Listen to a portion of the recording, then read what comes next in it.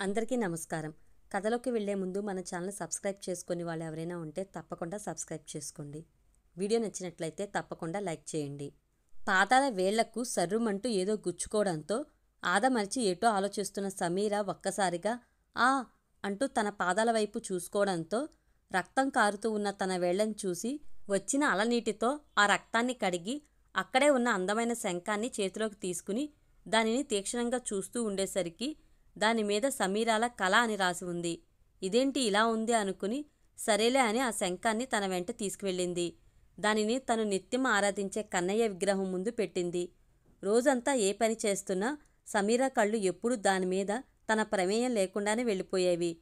దాని నుండి తనకు ఏదో వినబడినట్లు ఏవో వినిపించేవి. పెద్దగా పట్టించుకోకుండా తన పని తాను చేసుకుపోయేది. కానీ 2 రోజుల తర్వాత మళ్ళీ ఎప్పట్లానే సముద్రం ఒడ్డుకు వచ్చి అలలతో కాసేపు ఆడుకుంటూ ఉండగా మళ్ళీ ఇంకో శంఖం వచ్చి తన చేతిని తాకింది. దానిని కూడా చేతిలోకి తీసుకుని చూడగా అందమైన సమీరకు నా కలల కానుక అంటూ రాసి ఉంది. చాలా చిత్రంగా తోచింది సమీరకు. అయినా సరే చూడముచ్చటగా ఉన్న ఆ శంఖాన్ని చేతిలోకి తీసుకుని చెవి దగ్గర పెట్టుకుని దాని నుండి వచ్చే ఒక సూక్ష్మమైన శబ్దాన్ని శ్రద్ధగా వింటుంటే ఏదో తెలియని అలౌకిక భావన సమీర మనసును తాకుతుంది. ఈ శంఖాన్ని కూడా తన కృష్ణుని పాదాల చెంత ఉంచింది. రోజులు గడుస్తున్నాయి. తను ఏం చేస్తున్నా తనకు మాత్రం ఆ శంఖాల నుంచి వచ్చే ధ్వని చాలా చిత్రమైన అనుభూతులను అందిస్తుంది. కొత్త కొత్త భావాలను మదిలో పురుడు పోసుకునేలా చేస్తుంది. ఎప్పుడూ ఉదాసీనంగా నిర్లిప్తంగా ఉండే తన మదిలో కొత్త వెలుగులు ఉదయిస్తున్నట్లు అనిపించింది సమీరకు. తనలో తనకే తెలియని ఒక కొత్త సమీరాన్ని చూస్తుంది. ఉత్సాహంగా ఉరకలు వేసే మనసు ఇప్పుడు తన సొంతం అవుతుంది. దినదిన ప్రవర్ధమానంగా వెలిగే చంద్రునిలా సమీర మోములో కనిపించే ఆనందం అందరినీ ఆశ్చర్యానికి లోన్చేస్తున్నాయి. ఎందుకంటే సమీర ఇలా ఉత్సాహంగా ఉండడం ఎవరికీ తెలియదు. ఎప్పుడు ఏదో ఆలోచనలో ఉండడం, ఎవరితోనూ సరిగ్గా మాట్లాడకపోవడం, పెదవి తెరిచి ఒక్క మాట కూడా మాట్లాడడం ఎవరికీ తెలియదు. గత 10 సంవత్సరాల నుండి ఆమె గతం ఎవరికీ తెలియదు. ఆమెకు ఉన్నదల్లా ఆ కాలనీ వాసులు మాత్రమే. ఎందుకంటే ఆమె సరిగ్గా 10 సంవత్సరాల క్రితం సముద్రపు ఒడ్డున స్పృహ లేకుండా ఒక వ్యక్తి కంటపడింది. ముద్దుగారే పాలబుగ్గల పసిబిడ్డ, లేత గులాబీ వర్ణంలో ఉన్న కుచ్చుకుచ్చుల గౌన్తో, పాలమేగడలాంటి వర్ణంతో, 2 జడలతో చాలా ముద్దుగా, అమాయకంగా, అచేతనంగా ఉన్న ఆ పాపను చూసిన వ్యక్తి మనసు తరుక్కుపోయి తన వెంట తీసుకువెళ్ళాడు. పాపను తన కంటి పాపలా చూసుకున్నాడు. అతనే వినయ్. వినయ్ వృత్తిరీత్యా చేపలు వేటాడుతూ జీవనం సాగించేవాడు. అతనికి నాన్నవాళ్లు ఎవరూ లేరు. పాపకు పూర్తిగా ఆరోగ్యం కుదుటపడే వరకు పాపా పాప అంటూ సేవలు చేసేవాడు. పూర్ణమి రోజున మందు బాటిల్ తీసుకుని ఎప్పట్లానే సంద్రం కెరటాల్లో చంద్రుని వెన్నెలను ఆస్వాదిస్తూ మందులోని మజాను కూడా ఆస్వాదిస్తూ లక్ష్మి, ఒసే లక్ష్మి, ఏడున్నావే, నన్ను ఒంటరిని చేయకే అంటూ తాగి తూలి ఆ సముద్రపు ఒడ్డునే వాలిపోతాడు. మరుసటి రోజు సూర్యోదయ కిరణాల తాకిడికి నిద్రలేచిన వినయ్, అయ్యో ఏంటిది, ఇలా నిద్రపోయాను, పాపం చంటిబిడ్డ ఇంటిలో ఒంటరిగా ఉంది అని గబగబా తన ఒంటిని అంటుకున్న ఇసుకను దులుపుకుని తన గుడిసెకు బయలుదేరాడు. అక్కడ పాప ఒంటరిగా కూర్చుని ఏడుస్తూ కంటపడిన దృశ్యం చూసి ఏమైందమ్మా అంటూ అడిగేసరికి గుడిసెలోకి రాత్రి చొరబడి ఒక మూలన నక్కిన ఒక పెద్ద పామును చూపించి వినయ్ని ఒక్కసారిగా చుట్టేస్తుంది. పామును చూసిన వినయ్, అయ్యో నా తల్లి, ఎంత పెద్ద గండం తప్పింది అని పాపను రంగానే తన స్నేహితుడికి అప్పచెప్పి తను వెంటనే గుడిసెలో నుండి పెద్ద కర్రతో దాన్ని చంపడానికి బయలుదేరాడు. అదృష్టం, పాము కదలక మెదలక చుట్టుకుని ఉండటం చూసి అనుమానం వచ్చి కర్రతో దాన్ని తిరగవేస్తాడు. కానీ అప్పటికి అది చనిపోయి ఉంది. అందుకే పాపకు పెద్ద ప్రమాదం తప్పింది అని ఊపిరి పీల్చుకుని నాటి నుండి తన పాడు అలవాటును మానుకుని పాప తోడే జీవితంగా మారిపోయాడు. సమీరను పెంచి విద్య చెప్పించి ఉన్నంతలో పాపని ఎల్లప్పుడూ ఆనందంగా ఉంచడానికే చూసేవాడు. ఇది వినయ్ కథ. రోజుకో శంఖం సమీరను చేరడం, వాటిని తన కన్నయ్య పాదాల చెంత ఉంచడం, వాటి శబ్ద తరంగాలు సమీరలో నూతన ఉత్సాహపు కెరటాలుగా నిత్యం సరికొత్త సంతోషాల గని తోడుగా ఉవ్వెత్తున ఎగసిపడేలా చేస్తున్నాయి. ఒకనాడు చక్కటి చిలుకాకు పచ్చ పరికిని, రాణి గులాబీ ఓనీలో ఒక పౌర్ణమి నాటి గడియల్లో సమీర సాగన్న అందాల వీక్షణకై సాగర సమీరానికి చేరింది. మోకాళ్ళు దగ్గరగా ముడుచుకుని అరచేతులు రెండింటినీ వాటి మీద వేసి పెళ్లిపీటల మీద నూతన వధువులా సాగర్ని తదేకంగా చూస్తుంది. దగ్గర్నుండి ఏదో సుగంధ పరిమళం నాసిక పుటలను తాకుతుంటే ఆ పరిమళం వస్తున్న వైపు దృష్టి సారించి చూసి చెకుతురాలిగా రెప్పవేయడం కూడా మరిచి చూస్తూ ఉండిపోయింది. చెవిలో హలో హలో హలో ఓ అంటూ చేరిన ధ్వనికి త్రుళ్ళిపడి ఈ లోకంలోకి వచ్చింది సమీర. అయినా కూడా ఆ స్పృహద్రూపిని చూసిన కళ్ళు మాత్రం అతన్ని చూడకుండా ఉండలేక ఇంకా అలానే చూస్తూ ఉండిపోయింది. అతను మాత్రం, హలో మిస్, ఏంటండి అలా చూస్తున్నారు? నాకు దిష్టి తగులుతుంది. అసలే ఈ మధ్య నేను చిక్కిపోతున్నానని మా అమ్మ వాపోతుంది అని ఏమీ తెలియని అమాయకంగా మోము పెట్టేసరికి ఆ ఆజానుభావుణ్ణి చూసిన సమీరకు ఒక్క పెట్టున నవ్వు వచ్చింది. ఆ నవ్వు కోసమే ఎదురు చూస్తున్నట్లు అతను ఆమె ముంగిట తన దోసిట్టును పట్టి నిలబడ్డాడు. ఆమె నవ్వుల్లో దొల్లే ముత్యాలను ఒడిసి పట్టాలని. పగలబడి నవ్వి నవ్వి ఇహ నవ్వలేక ఆగిన సమీరకు అప్పుడు తెలిసింది ఆ అందగాడు ఆమె ముందర నిలబడిన తీరు. అంతలో కంగారు చెందినదై, క్షమించండి అంటూ వెనకకు తిరిగి చూస్తూ సిగ్గు చెందినదై పరుగున ఇంటిదారి పట్టింది. సమీర వెళ్తున్న వైపు చూస్తూ మైమరిచిన ఈ మన్మధుని స్నేహ బృందం, ఏం గురు, ఏమిటి సంగతి? అంత నచ్చిందా ఆ అమ్మాయి? వెళ్ళి మాట్లాడమంటావా అంటూ అతని చుట్టూ చేరారు. ఏ పోండ్రా, మీకెప్పుడు వేళాకోలమే. అబ్బా, అయ్యగారికి సిగ్గు వచ్చేసింది. చూడ్నాయనా, నీకు సిగ్గు సరిపడదు గాని ఇంతకు ఎవర్రా అమ్మాయి అని అడిగేసరికి, ఏమోరా నాకేం తెలుసు, మీరలా మీ బీర్ షాప్కి వెళ్ళారు కదా అని నేను అలా ఒడ్డున నడుస్తుంటే ఆమె దేవకన్యలా కనిపించింది, అందుకే అలా పలకరించాను అని చెప్తాడు. ఒరే కోతలు రాయుడా, ఆమె ఎవరో నీకు తెలుసు. నువ్వు రోజూ పంపించే శంకాల కథ కూడా మాకు తెలుసు. చెప్పరా సాగరా, ఏంటి కదా అని అడిగేసరికి దొరికిపోయిన దొంగలా, సరే మీకన్నీ తెలిసాయి కదా, ఇహ మీదట నేను చెప్పే వరకు నన్ను ఏమీ అడగొద్దు. పైగా ఆమెకు నేనే శంకాలు పంపించేది అని మాత్రం చెప్పొద్దు ప్లీజ్ అంటూ బ్రతిమలాడతాడు మన హీరో.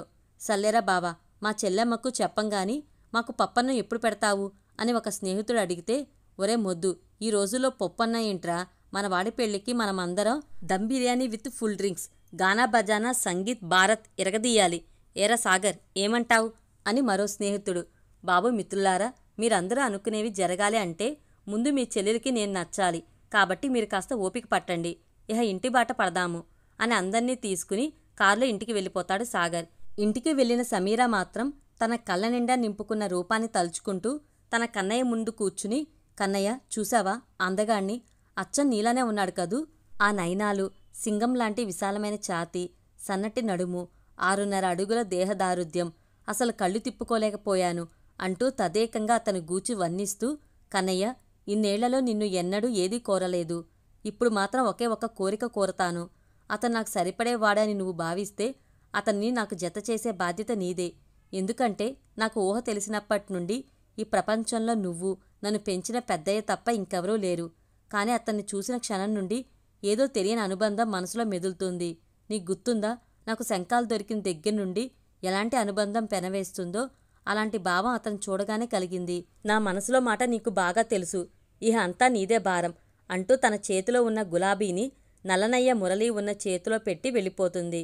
కన్నయ్య మాయ వలన పెద్ద గాలివాటంతో అతని మురళి వద్దనున్న గులాబీ ఎగురుకుంటూ వెళ్ళి ఇదంతా సమీరా గది కిటికీ వెనక నిలబడి ఉన్న సాగర్ని చేతిలో పడుతుంది. సాగర్ చాలా సంతోషించిన వాడై ఆ గులాబీని జాగ్రత్తగా ఇంటికి తీసుకుపోయి తన గదిలోని రాధాకృష్ణుల విగ్రహం ముందు పెడతాడు.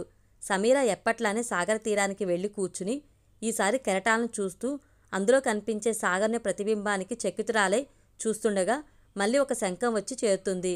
దాన్ని చేతిలోకి తీసుకోగానే మళ్ళీ అదే స్పందన, అనుబంధం. ఇదంతా మాయలాగా ఉన్నా దీని వెనక ఎవరు ఉన్నారో తెలుసుకోవాలని గట్టిగా నిర్ణయించుకుంటుంది. 1 వారం రోజులు సమీర రోజూ వచ్చే సముద్రపు ఒడ్డుకు రాదు. రోజూ వచ్చే సమీర ఎందుకు రాలేదు అని కంగారు పడుతున్న సాగర్ని స్నేహితులు మాత్రం కంగారు పడొద్దని, ఏదైనా పని ఉందేమో అందుకే రాలేదు మా చెల్లెమ్మ, అంతమాత్రానికే అలా విలవలా ఎందుకు మావా అంటూ ఓదారుస్తారు. కాని దూరం నుండి అక్కడ ప్రదేశాన్ని గమనిస్తూ ఉన్న సమీరకు అప్పటికిగానే అర్థం కాలేదు, ఇలా రోజుకో శంఖాన్ని తెచ్చి తనకు అందించేది అందగాడే అని. అది తెలిసిన మరుక్షణం తను ఆనంద డోలికలో తేలిపోతూ పరుగున తన ఇంటికి పోయి కన్నయ్య విగ్రహం ముందు మోకరిల్లి, నా కోరికను మన్నించి ఇలా తీరుస్తావు అనుకోలేదు స్వామి. నీకు తెలుసా కన్నయ్య, రోజూ శంఖాలు పంపేది ఆ ఆజానుబావుడే. నా అనుమానం బలపడింది స్వామి. ఇంత చేసిన నీవు అతనికి నా మనసులో మాట కూడా నువ్వే తెలపాలి. మా మధ్య రాయబారివి నీవే కావాలి అని వేడుకుంటుంది. ఇవన్నీ ఒకవైపు నుండి సమీరను పెంచిన పెద్దయ్య వినయ్ వింటాడు. బిడ్డ ఎవరినో ఇష్టపడతాంది, ఆడ ఎలాంటోడో ఏటో తెలుసుకోవాలా. అసలే తల్లిదండ్రులు లేని పిల్ల, పైగా లోకం తెలియని అమాయకురాలు. కాబట్టి అమ్మాయి ఇష్టపడేవోడు ఎవరో తెలుసుకుని ఆడిని గురించి ఆరా తీయాలా. అయ్యా కిట్టయ్య, నువ్వే నా బిడ్డ బతుకును బాగుచేసే దారి చూపాలా అని దండం పెట్టి అప్పట్నుండి సమీర ప్రతి అడుగును వెంబడిస్తాడు వినయ్. ఈలోగా సమీర కనబడకపోవడంతో దిగాలు పడిన సాగర్ని ఇంక ఏడ్పించడం ఇష్టం లేక సమీర రోజూ వచ్చే ఒడ్డు ప్రదేశానికి వచ్చి తన కోసం అక్కడే ఇసుక తెన్నులో ఉంచిన శంఖాన్ని చేతిలోకి తీసుకుంటుంది. ఇదంతా దూరం నుండి గమనిస్తున్న సాగర్ ఆనందంతో ఇంటికి వెళ్ళిపోతాడు. మరోవైపు ఇదంతా గమనిస్తున్న వినయ్ సాగర్ని వెంబడించి సాగర్ బంగ్లా చేరి పెరటి వైపు నుండి బంగ్లా లోపలికి వెళ్ళి హాల్లో ఉన్న ఫోటో చూసి ఆశ్చర్యంతో స్పృహ తప్పి దబ్బున కింద పడిపోతాడు. ఆ పడిన శబ్దానికి గదిలో ఉన్న సాగర్, అతని తల్లి జలజాక్షి, తండ్రి రామ్ అగర్వాల్ వస్తారు. వినయ్ మొహం మీద నీళ్లు చల్లి లేపి కూర్చోబెట్టి ఏం పెద్దయ్యా బాగున్నావా అంటూ పలకరిస్తారు. అంతే. వినయ్ ఇంకా ఆశ్చర్యపోతూ నా పేరు మీకెట్టా తెలిసినాది బాబు అంటూ అడుగుతాడు. అందుకు సమాధానంగా సమీర మేనత్త జలజాక్షి మా బంగారాన్ని పెంచిన పెద్దయ్యవి నువ్వు మాకు బాగా తెలుసు. ఎప్పటి నుండో నిన్ను మేము గమనిస్తూనే ఉన్నాము.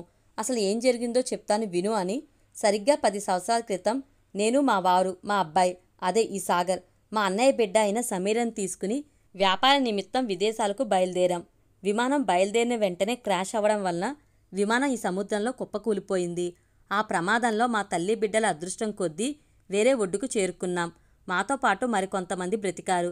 కానీ మా దురదృష్టం మా సమీర కనబడలేదు. ఆమె కోసం వెతకని స్థలం లేదు. ఇంకా చేసేది ఏమీ లేక విదేశాల్లో స్థిరపడి ఈ మధ్యనే మేము ఇండియాకి వచ్చాము. అనుకోకుండా సమీర మా వాడి కంటపడ్డాం. ఆ అమ్మాయి మా వాడికి నచ్చడం, ఆమెను గూర్చి వివరాలు తెలుసుకోమని మా వారు చెప్పడంతో వాడు మీ ఇంటికి వచ్చి సమీర చిన్నప్పటి ఫోటోను చూసి మాకు చెప్పడం, ఇవన్నీ జరిగాయి అని ముగిస్తుంది జలజాక్షి.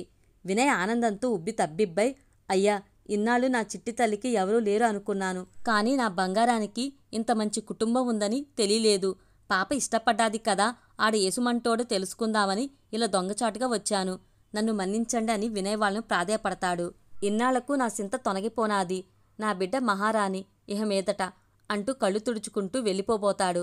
అప్పుడు సాగర్ మావయ్య అప్పుడే సమీరకు ఈ విషయాలు చెప్పొద్దు. మేము మీ ఇంటికి సాంప్రదాయంగా వచ్చి పిల్లను అడుగుతాము అని చెప్పి వినయ్ని పంపించి వేస్తాడు. మంచి ముహూర్తాన సాగర్ తల్లిదండ్రులు వినయ్ వాళ్ళ ఇంటికి వెళ్ళి పెళ్లి ఖాయపరుచుకుని వెళ్ళిపోతారు. సమీర తన కన్నయ్య ముందు స్వామి నా మొర ఆలకించి నువ్వు ఆ రుక్మిణమ్మను వివాహమాడినట్లు ఈరోజు నా సాగర్డు నన్ను పరిణయం చేసుకోవడానికి వచ్చాడు. అంతా నీ లీల స్వామి అని తన చేతిలోని కదంబమాలను స్వామికి అలంకరిస్తుంది. సాగర్ సమీరల పాణిగ్రహణం అంగరంగ వైభవంగా జరిపిస్తారు.